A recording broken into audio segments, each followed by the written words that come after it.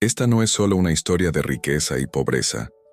Es una historia sobre cómo la ceguera del dolor puede llevarnos a cometer errores crueles y cómo la pureza de un niño puede sanar una herida de décadas. Antonio era un hombre que lo tenía todo y no tenía nada. A sus 72 años, el silencio de su mansión en Pedralbes, Barcelona, era tan profundo que a veces creía escuchar el eco de su propia soledad. Su fortuna, amasada a través de décadas de trabajo implacable en el sector inmobiliario, le permitía vivir rodeado de lujo, pero el único objeto que realmente valoraba era una simple alianza de oro, gastada por el tiempo, que aún llevaba en su dedo. Era la alusión a Elena, su esposa, perdida hacía ya 10 años. Desde entonces, el mundo de Antonio se había dividido en dos: el recuerdo perfecto del pasado y la realidad imperfecta del presente. Y en esa realidad imperfecta, Antonio se había vuelto intolerante. Intolerante a la mediocridad, intolerante al error, e intolerantemente duro con quienes trabajaban para él. Exigía perfección como un sustituto del consuelo que ya no encontraba. Entre las personas que soportaban su rigor estaba doña María. María llevaba 20 años trabajando en la casa, sirviendo primero a Elena y luego, con paciencia estoica, a un Antonio cada vez más amargado. María era una mujer de 50 y tantos, fuerte, de manos ásperas y mirada que solía ser vivaz, pero que últimamente estaba velada por un cansancio crónico. Durante las últimas semanas, Antonio notó que los desayunos llegaban con 1 minuto de retraso, que el brillo del suelo de mármol no era tan cegador como antes, y que María, a menudo, se quedaba parada en los pasillos, como si luchara por mantenerse despierta. Para Antonio, esto era una ofensa personal, una falta de respeto a su dinero y a su duelo. Mientras Antonio se ahogaba en su riqueza y su pena, a kilómetros de distancia, en la bulliciosa esquina de la Gran Vía con la calle Balmes, otra vida se desarrollaba en el extremo opuesto del espectro. Se llamaba Ana. Tenía 6 años y el sol de Barcelona ya había curtido su piel delicada. Ana no jugaba con muñecas. Ana vendía caramelos. Su uniforme era un vestidito remendado y una mochila llena de ilusiones, que en realidad eran sobres de dulces de menta y chupetas de fresa. Ana no vendía por diversión o por un capricho, vendía para vivir, o más precisamente, para que su madre, Rosa, pudiera vivir. Rosa padecía una enfermedad que devoraba lentamente sus fuerzas y requería medicamentos que costaban una fortuna. Doña María, la abuela de Ana, trabajaba sin descanso, pero los ahorros apenas cubrían una fracción de lo necesario. Así que, después de la escuela, mientras otros niños corrían al parque, Ana tomaba su puesto en el semáforo, enfrentando los gases de los coches y la indiferencia de la gente de la ciudad condal. «Caramelos, señor, para el camino.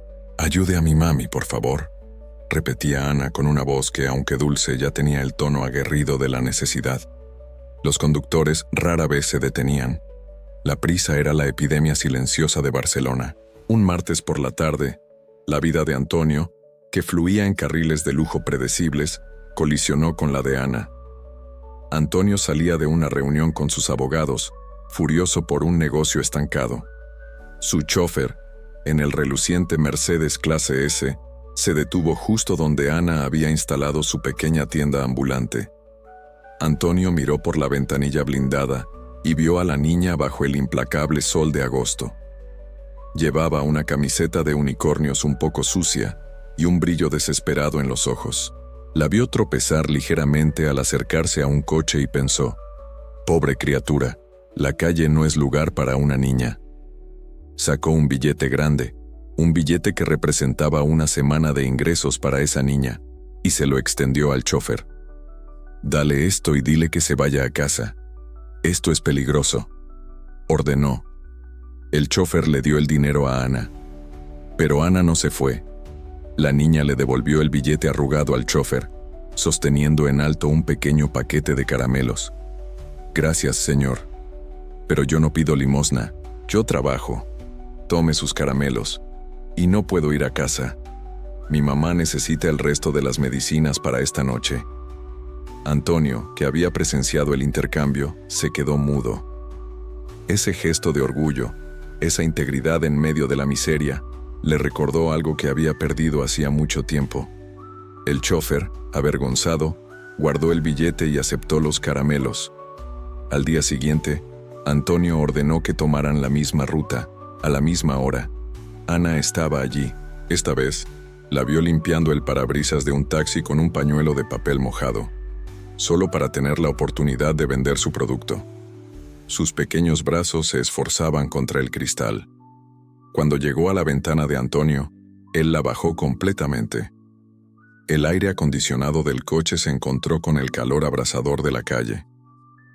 «¿Cuál es tu nombre, pequeña?», preguntó Antonio, su voz áspera por la falta de uso en conversaciones sinceras. «Ana, señor. ¿Quiere caramelos de menta? Son muy buenos». «No me gusta la menta, Ana, pero quiero que me cuentes un chiste». Ana parpadeó confundida, pero la desesperación por la venta superó la sorpresa. Se enderezó y dijo con seriedad: «¿Qué le dice un semáforo a otro semáforo? No me mires que me pongo colorado». Antonio soltó una carcajada seca, la primera risa genuina que había emitido en años. No fue por el chiste, sino por la seriedad con la que Ana lo había contado. Le compró 5 paquetes pagando el triple de su valor. Así comenzó su rutina. Antonio, el magnate solitario, hacía que su chofer desviara la ruta todos los días para encontrarse con Ana en el semáforo. Él no le daba dinero, sino que le compraba productos, exigiéndole a cambio una historia, un chiste o una descripción de su día. Estos pequeños encuentros eran el único momento en que Antonio sentía que su corazón, congelado por la pena, experimentaba algo cálido. Ana no lo veía como el millonario. Lo veía como el señor gruñón que compraba demasiados caramelos de menta. Un día, llovía a cántaros. La lluvia en Barcelona es implacable. Antonio, asumiendo que Ana se habría refugiado, llegó a la esquina y la vio, empapada hasta los huesos, cubierta solo por un paraguas roto. Estaba llorando, no por la lluvia, sino porque no había vendido nada. Antonio se bajó del coche, sin importarle que su traje de diseño se mojara. Abrió su paraguas sobre ella. «Ana, estás helada. ¿Por qué no estás en casa?» Ella hipaba.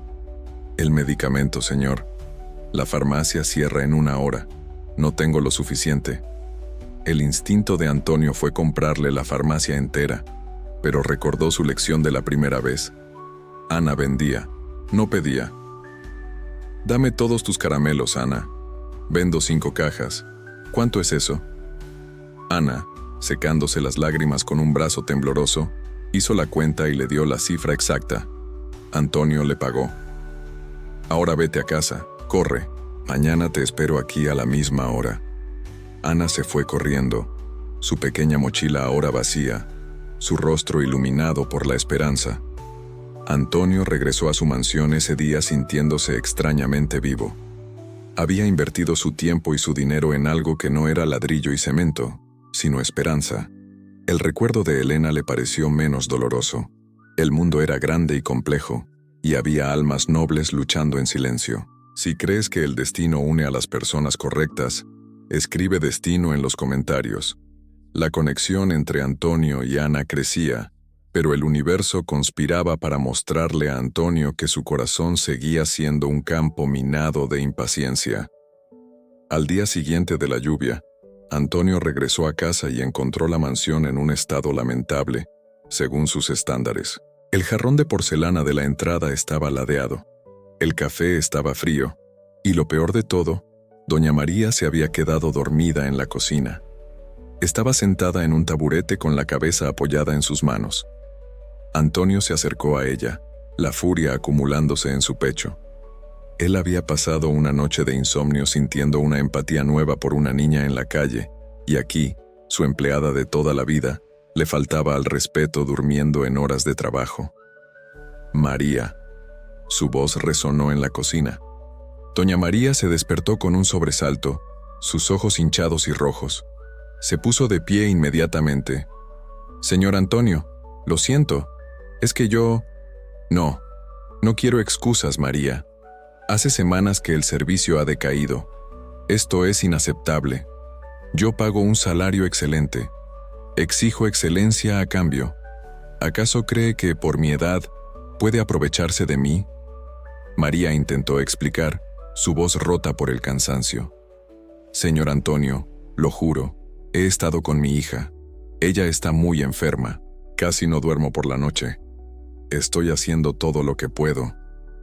Antonio la cortó con un gesto de la mano, su alianza brillando fríamente bajo la luz de la lámpara. Mire, María, su vida personal no es mi problema. Mi problema es el jarrón ladeado y el café frío. Usted ha trabajado aquí por mucho tiempo para entender las reglas. Si no puede cumplir, debe irse. Mañana mismo. Está despedida. Las palabras cayeron como piedras sobre María. Sus ojos se llenaron de lágrimas, no de autocompasión, sino de pánico. El trabajo de Antonio era su base, el único ingreso estable para comprar los medicamentos. Señor, por favor, se lo ruego. Mi hija, necesito el dinero. Le prometo que mejoraré. Me tomaré pastillas para no dormir, suplicó. Demasiado tarde, María. Empaque sus cosas. Le pagaré lo que le corresponde más 2 meses de indemnización, pero no quiero verla mañana. Antonio se fue de la cocina sin mirar atrás, sintiéndose justificado. La casa necesitaba orden, y la debilidad de María era un virus que no podía permitirse. Pasó la noche sintiéndose incómodo. Había despedido a María, una mujer que había conocido a Elena, una mujer que era casi familia, por unos jarrones y un poco de sueño. Se consoló diciéndose que había sido justo. Había pagado más de lo necesario. Al día siguiente, Antonio se sentó en el coche para ir a su cita diaria con Ana en el semáforo. Quería sentirse bien de nuevo. Quería el abrazo emocional que la ingenuidad de la niña le proporcionaba. Llegaron a la esquina. Pero Ana no estaba vendiendo caramelos. Estaba sentada en la base del semáforo con la cabeza entre las rodillas.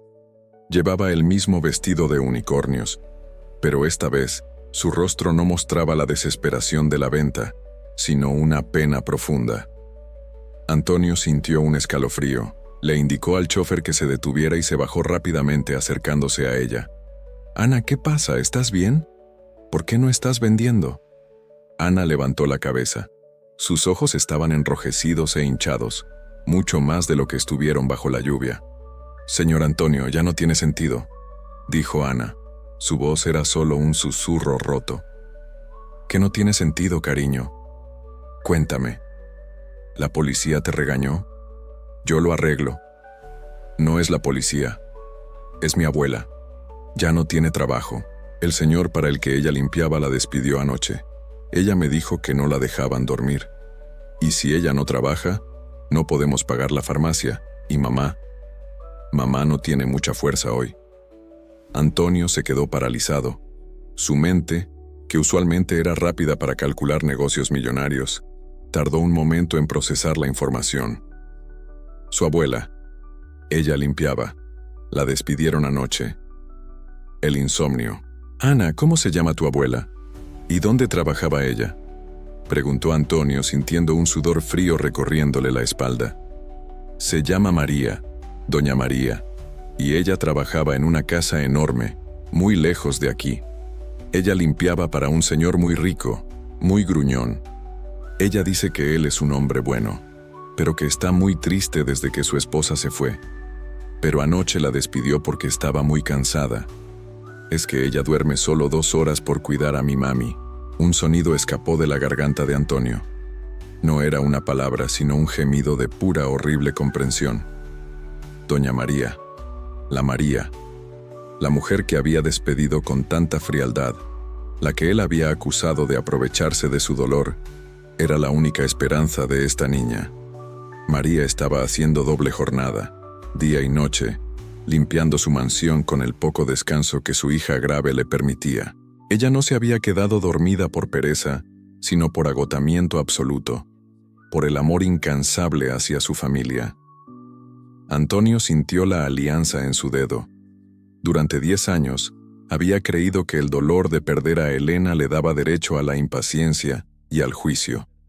Pero al escuchar la verdad en la voz quebradiza de Ana, se dio cuenta de que su dolor era un lujo. El dolor real era el de Ana, vendiendo caramelos bajo el sol para salvar a su madre. El dolor real era el de María, sacrificando su salud por su hija. «Ana», dijo Antonio, arrodillándose en la calle, ignorando el tráfico y el chofer estupefacto. «Ana, yo soy el señor Gruñón». Ana lo miró, y por primera vez, vio al millonario, no al comprador de caramelos. Vio al hombre que había destrozado su frágil mundo. Yo despedí a tu abuela», confesó Antonio, sintiendo un nudo de arrepentimiento tan fuerte que le costaba respirar. «Lo hice porque estaba cansada. Yo no lo sabía. Nunca pregunté». Ana no dijo nada, solo bajó la mirada. El silencio era más acusatorio que 1000 gritos. «Ana, perdóname. Por favor, perdóname», suplicó Antonio. «Dime dónde está tu abuela y tu madre. Vamos ahora mismo. No solo vamos a comprar los medicamentos, vamos a asegurarnos de que tu madre reciba la mejor atención médica que Barcelona pueda ofrecer. Yo pagaré todo». La promesa de Antonio no era una limosna, era una reparación. Él no estaba pagando para limpiar su conciencia, sino para intentar reconstruir la vida que su arrogancia había amenazado. Antonio se levantó, le indicó al chofer que los llevara al barrio de Gracia, donde Ana y María vivían. En el camino, Antonio sostuvo la pequeña mano de Ana, sintiendo el pulso de la vida y el sacrificio. Cuando llegaron al pequeño y humilde piso, doña María estaba sentada junto a la cama de su hija, Rosa, sollozando en silencio. Estaba revisando la factura del hospital, sabiendo que sin el salario de Antonio era imposible. La puerta se abrió y Antonio entró, con Ana a su lado. María se levantó, asustada de ver a su antiguo jefe allí. «Señor Antonio, yo iba a limpiar la casa del jardinero. Juro que no me estoy aprovechando». Antonio la detuvo levantando la mano. «María, no diga nada. Yo soy el que debe hablar. He sido un tonto, una sombra de hombre. Mi dolor me cegó. Despedí a la mujer más leal y valiente que he conocido. Vine a pedirle perdón, no como su jefe, sino como un hombre que finalmente ha entendido lo que significa el verdadero sacrificio». Antonio se acercó a la cama de Rosa, la madre de Ana, y la miró. Vio la fragilidad y la lucha. Luego miró a María. «María, no solo recupera su trabajo. A partir de hoy, usted es la administradora de esta casa. Duplico su salario. Su única tarea a partir de ahora es cuidar de su hija. Y mi tarea es salvarla». En las semanas que siguieron, Antonio, usando su vasta red de contactos y su riqueza, consiguió a los mejores especialistas de Cataluña para tratar a Rosa. No era solo un cheque lo que ofrecía, sino su tiempo. Por primera vez en 10 años, Antonio tenía un propósito que superaba el cuidado de sus intereses o el recuerdo de su esposa muerta. Tenía una nueva familia a quien proteger. Ana ya no vendía caramelos. Asistía a la escuela y por las tardes visitaba a Antonio en la mansión. Ella le enseñó a jugar a las damas y él le leía cuentos. La mansión, que antes era un monumento al silencio y al duelo, se llenó de la risa aguda de una niña de 6 años. Rosa, con los tratamientos adecuados y la estabilidad económica, comenzó a recuperarse lentamente. Meses después, Antonio, María, Ana y Rosa compartieron una cena en la gran mesa del comedor. Antonio miró a María, que ahora sonreía sin el velo del agotamiento, y a Ana, que ya no tenía la desesperación en sus ojos, sino la alegría. Antonio tocó su alianza, pero esta vez, el recuerdo de Elena no fue doloroso. Fue un recordatorio de que, incluso después de la pérdida, la vida siempre da nuevas oportunidades para amar. Antonio, el millonario gruñón, había encontrado, en el rincón más inesperado de Barcelona, La familia que el destino le había arrebatado había despedido a la abuela por cansancio y, a cambio, la hija le había enseñado el significado de la humanidad. Si esta historia tocó tu corazón, dale like y comparte con quien es tu verdadera familia.